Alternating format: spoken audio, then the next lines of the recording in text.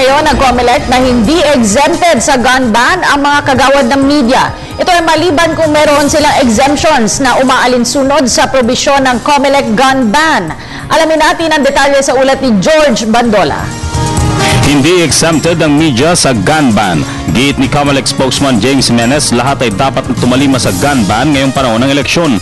Lalo pat hindi marami ring media man, lalo na sa probinsya, ang nasasangkot sa politika o politiko. Yung gun ban ay isang measure to ensure na yung mga pangkaraniwang mamayan na merong baril ay hindi mapasok sa gulo. No?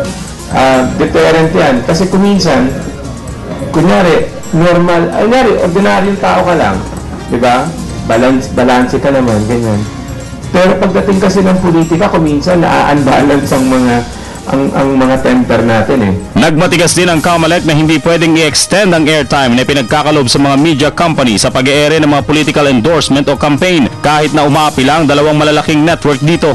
Kapag sitwasyon halimbawa, meron ka kailangan interviewin ngayon o may na-ambush interview ka, hindi na kailangan ng notisya doon.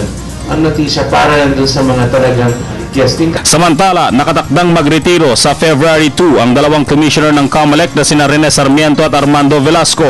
Ayon kay Jimenez, wala raw maapektuhan sa trabaho ng COMELEC kahit pa malapit na ang midterm elections. Wala namang problema masyado kasi pag umalis yung dalawa, may matitirang 5, they can share the tasks for a while.